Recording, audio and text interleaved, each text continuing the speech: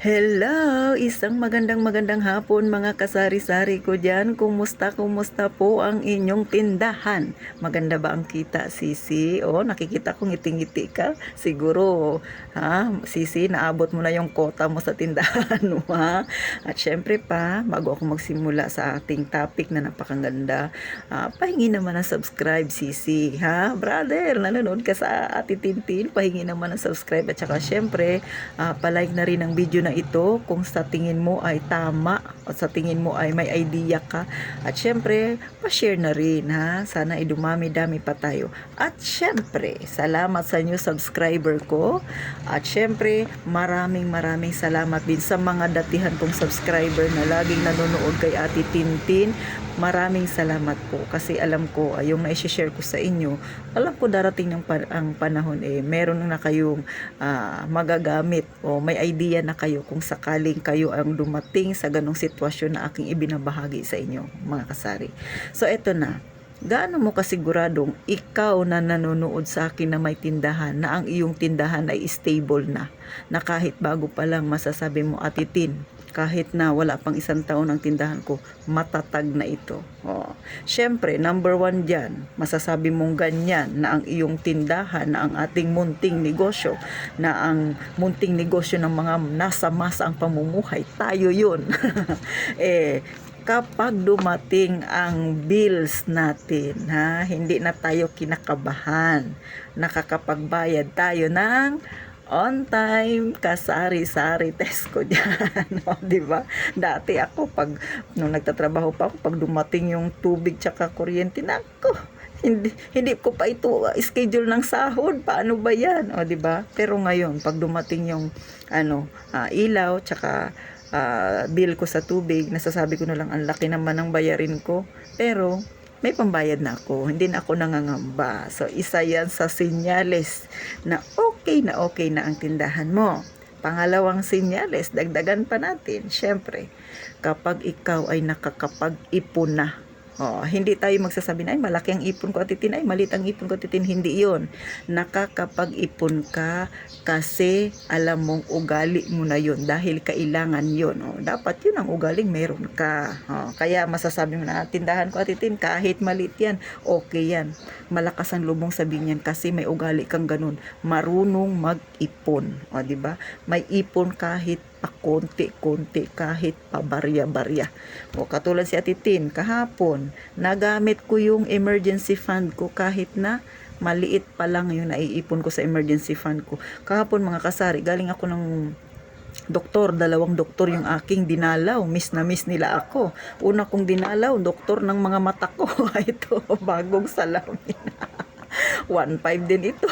Pinakamura na ito kasi libre yung frame kasi pangbasa lang. Sabi ko pangbasa lang, Dok.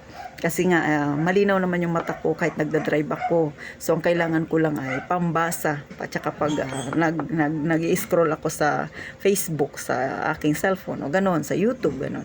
Next na doktor na dinalaw ko, mga kasari, yung sa aking lalamunan. Nagpa-check up ako. Yung doktor ko talaga, doon talaga ako nagpapa-check up kasi doon ako hiyang. So, alam niyo, mga kasari, huling dalaw ko sa doktor ko na yun, 2013 pa. Ano na ngayon, 2024. So, ibig sabihin, naging malakas ang katawan ni Ate Tintin sa loob ng ganun kahabang panahon na.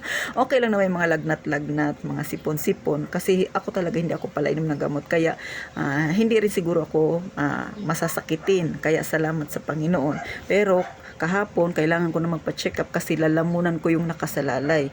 Mga 1 buwan ko na siyang pinapakiramdaman pero ganun pa rin, nababothered ako. So, iniisip ko baka kasi magkaroon ako ng bukol sa lalamunan kasi medyo hirap ako kapag gising ako, nahirapan akong medyo lumunok ng laway, pakiramdam ko nakaipon dito. So, kahapon, chinek ng doktor, ilan yung test na ginawa niya sa akin, mga kasari. So, ito maichismis ko lang sa inyo, no? Tiningnan yung aking blood pressure, normal naman. Tiningnan yung aking sugar, normal naman. Tiningnan yung aking cholesterol, which is nung January, pinoproblema ko dahil ang taas-taas ng cholesterol ko. Ngayon, sa awa ng Panginoon, sa 2 buwan na pagja-jogging ko ay bumaba na raw. Okay na yung aking cholesterol, normal na. Yung pang-4 na ginawa sa akin, mga kasari, sa uric acid. So sabi ng doktor, which is hindi ko siya inaasahan talaga mga kasari, na tumaas yung aking uric acid. So medyo mabigat na naman ang loob ko ngayon. Pero salamat naman kasi yung lalamunan ko ay okay naman siya. Wala akong dapat ipag-alala, pero may gamot na binigay sa akin kasi siguro may irritation kasi nangyari sa lalamunan ko. Mga kasari, isang tabletas lang 85. Iba pa yung isang gamot tag 1950, ang mahal-mahal. Ilang gamot yung tag 85, 5. Tapos yung 1950, 5. Tapos yung ganyan kalaki na pang-gargle ko, ganyan, kulang-kulang 600. Hindi pa kasamang consultation doon. Basta kay doc, kung bibilihin ko yung pati yung gamot ko sa uric acid ko, aabot siya ng halos 4,000. So, paano kung wala akong emergency fund? Maliban pa ito plus 1,500 pa. So, sabi ko doon sa sa pharmacy na nagtingin ng aking gamot, sabi ko, kalahati lang muna. Hindi ko muna inubo. So, 3 days muna yung aking pangbili, pinang 3 days. Kasi syempre, nagpasukat pa kasi ako kahapon ng salamin. Kasi inuna ko muna yung sa lalamunan ko bago ako nagpasukat ng salamin. So, yun na nga, medyo malaki rin yung aking ginastos. Kaya, sabi ko, pang 3 days muna. Pero okay naman na mga kasari. So, ayan mga kasari, yung naging journey ng aking pagpa-check up kahapon. So, kaya balik tayo sa tindahan ko.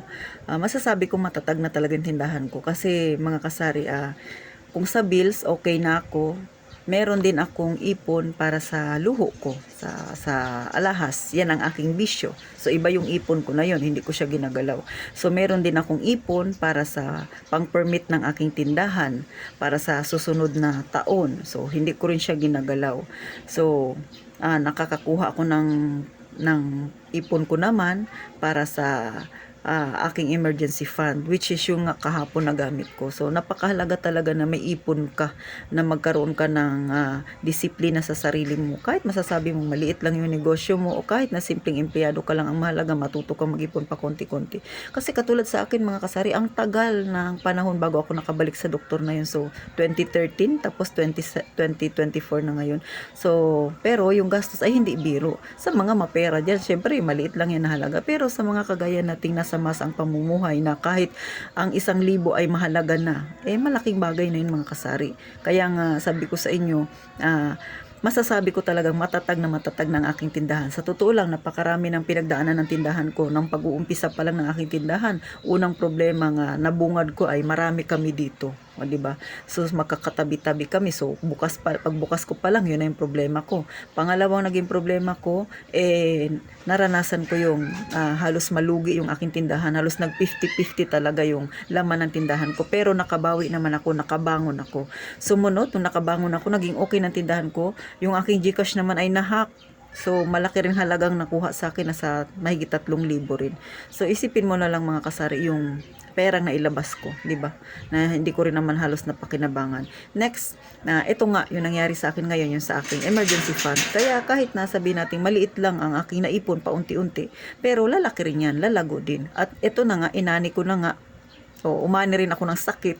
Hindi ko alam kung paano nangyari. Tumaas yung uric acid ko, mga kasari. Pero syempre, hindi ko napahaba yung tungkol sa sakit ko na yan. Isa lang ang masasabi ko sa ating mga may tindahan. Ugaliin mong mag-ipon. In case of emergency, hindi mo kailangang mangutang. Hindi mo kailangang mabaon sa utang. Kasi meron kang nahugot na para sa sarili mo, mga kasari. Yan ang lagi nating pakakatandaan. Hindi pinag-uusapan yung ipon, malaki man ang naitatabi mo o maliit. Ang mahalaga, may ugali kang marunong mag-ipon para pag dumating ang panahon, meron tayong mahuhugot mga kasari. Hindi tayo lulubog sa utang. So paano mga kasari?